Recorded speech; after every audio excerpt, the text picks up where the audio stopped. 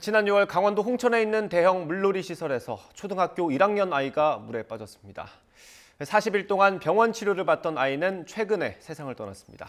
CCTV에는 의식을 잃은 아이가 8분 동안 떠다니는 모습이 찍혔습니다. 경찰은 이 사고에 중대재해처벌법을 적용할지 검토하고 있습니다. 유족 측 법률 대리인 연결해서 자세히 알아보겠습니다. 강대규 변호사 연결돼 있습니다. 변호사님 나와 계시죠? 네, 안녕하십니까. 강대규입니다. 예, 변호사님 안녕하세요. 너무 안타까운 사고인 것 같습니다. 먼저 궁금한 게 이 아이가 시설에 누구와 함께 간 겁니까? 네, 이 사건은 2022년 6월 25일에 발생을 하였고요. 당시 피해 아이는 태권도장의 야외 활동에 참가를 하고 이 사건 수영장에 간 것입니다. 태권도 관장하고 사범 등 2명이 인솔을 했다고 알고 있고 예. 또 피인솔자, 즉 어린이들은 40명이 넘게 참석을 했다라고 지금 알고 있습니다. 네, 일단 태권도장 단체 야외 활동으로 물놀이 시설에 갔던 거고 거기서 사고가 발생했습니다. 말씀해 주신 것처럼 사고가 2달 전에 있었고요. 아이가 세상을 떠난 게 이번 달 5일이었습니다. 근데 유족들께서 CCTV 영상을 열람한 게 그제라고 들었거든요. 이건 뭐 특별한 이유가 있을까요? 예, 사실 아이가 그동안 40일 동안 그 중태에 빠져서 의식이 없었는데, 예. 그러나 또 8월 5일 날 사망을 했고, 아이 부모의 입장에서 아이가 이런 다친 사고 현장을 CCTV로 확인하기가 굉장히 어려웠을 겁니다. 그래서 변호인만 별도로 확인을 하려고 그 정보공개 청구를 수사기관에 했었는데, 수사기관에서 지금 수사 중이라는 이유로 공개가 불가를 하였고, CCTV 정보공개 청구가 불가를 하니 수사기관에 협조를 구해서 아이의 아버지와 같이 어제 가서 CCTV를 확인을 했습니다. 그렇게 해가지고 열람을 했다고 말씀드리겠습니다. 예. 변호사님도 CCTV 보셨을 텐데 보신 대로 당시 상황을 좀 설명을 해주시겠습니까?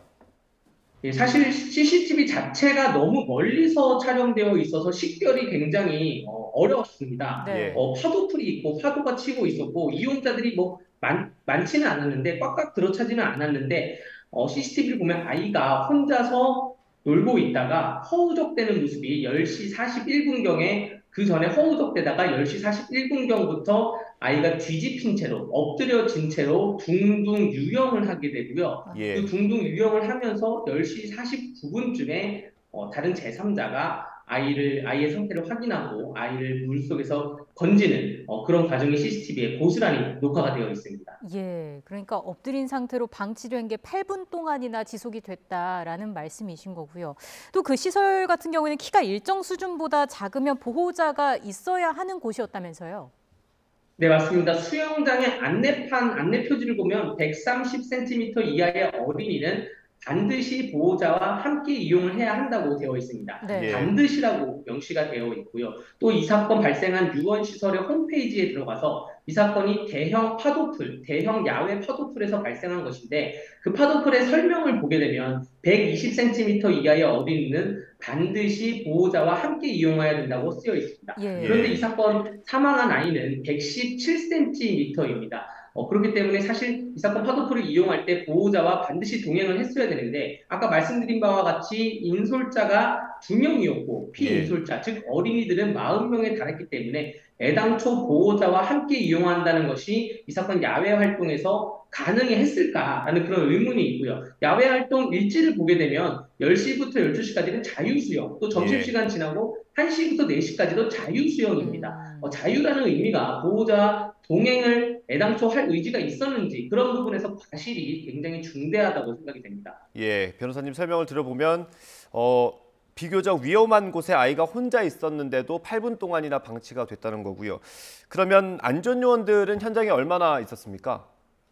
이 CCTV 상으로 보면 풀장 안에는 안전요원이 2명이 있었습니다. 그런데 이 풀장 안에서는 안전요원들이 지근거리만 확인할 수가 있고 대형 파도풀이기 때문에 굉장히 풀이 넓은데 이 넓은 파도풀에서 지근거리 이외에 멀리 있는 그런 아이를 발견하기 힘들었을 겁니다. 그렇다면 망루에 올라가 있던가 어떤 높은 곳에서 이 파도풀을 전체적으로 조망하는 그런 안전요원이 있어야 되는데 그런 안전요원은 CCTV상에서는 전혀 보이지 않았고요. 10시 49분에 제3자가 아이를 건진 이후에야 10시 50분경에 CCTV 곳곳에서 안전요원들이 튀어나와서 사고 현장으로 달려가는 그런 모습을 볼 수 있습니다. 결국 아이가 떠다니는 8분 동안은 학원 관계자나 인솔자 또 구조요원 그 누구도 발견하지 못했다. 충분히 예. 아이를 발견할 수 있었음에도 발견하지 못했다는 그런 과실이 있습니다. 그렇네요. 아이를 발견한 이후의 상황도 좀 보겠습니다. 119 신고는 곧바로 됐던 건가요? 네, 119 신고는 바로 되었습니다. 이 사건 구급 증명서를 확인해 보면 10시 49분에 신고가 접수가 되고 네. 사고에는 익수, 심정지, 호흡정지 이렇게 쓰여 있고요. 예. 병원 도착한 시간이 11시 45분이라고 기재가 되어 있습니다. 예. 근데 지금 신고가 들어온 시간은 10시 40분 정도고 병원으로 도착한 건 11시 40분입니다. 그러면 1시간 정도나 걸린 건데 그 이유가 있습니까?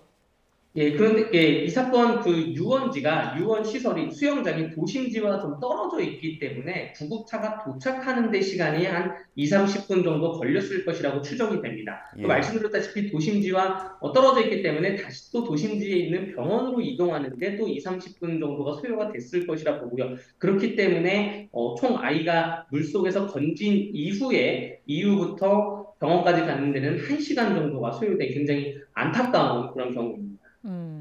이게 참 점검해야 할 부분이 한둘이 아닌 것 같습니다. 태권도장 관계자가 조금만 더 신경을 썼더라면 어땠을까라는 생각이 드는데 앞서 초반에 말씀을 해 주시기로는 40여 명을 챙기는데 관계자가 고작 2명이었다고 말씀을 해 주셨잖아요. 네. 그만큼 다 챙길 여력이 없었다 이렇게 좀 봐야겠습니까? 예, 맞습니다. 2명이서 40명의 이 미취학 아동 혹은 초등학교 저학년 아이들을 성인 2명이서 돌본다는 것은 애당초 불가하다고 생각이 되고요.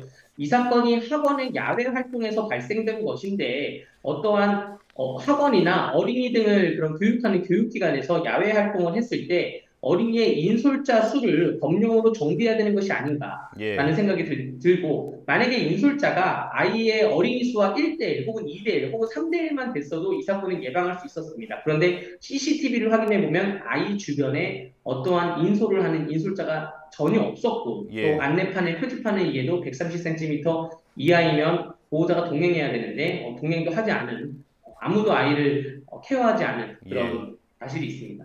지금 경찰 조사가 진행되고 있는 것으로 알고 있습니다. 변호사님께서는 일단 중대재해처벌법 적용이 가능하다 이렇게 보시는 거죠?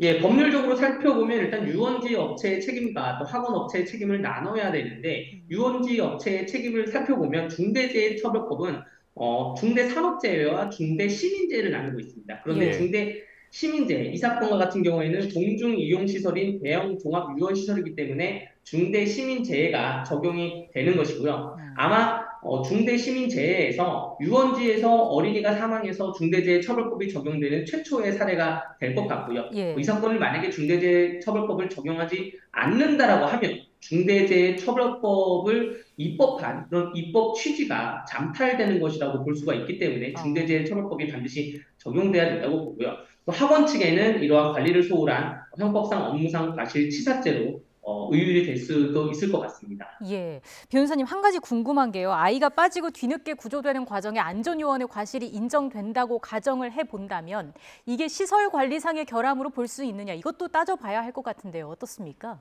네, 충분히 시설 관리상의 결함으로 보여지고요. 왜냐하면 이 사건 발생 시간이 10시 40분경이라고 보여지는데 예. 이 대형 파도풀의 안내 표지판 또 홈페이지의 안내를 보면 35분에서 45분 사이가 파도가 치는 기간입니다. 예. 그렇다면 이 파도가 치는 기간에서 130cm 이하의 어린이가 입장했을 때 조금 더 시설 관리에 집중을 또 관리에 좀 더 주의를 다했어야 되는데 그렇지 않은 부분이 있고요. 아까 말씀드렸다시피 안전 요원들도 배치가 적절히 되지 않았다라고 말씀드릴 수 있기 때문에 이러한 다양한 요건들을 살펴봤을 때 충분히 관리상의 결함이 있는 것으로 보입니다. 예. 변호사님 마지막으로요. 그 유족들께서도 이런 사고가 다시는 발생하지 않기를 바란다고 들었습니다. 국회에서 좀 입법으로 보완할 부분이 있을까요?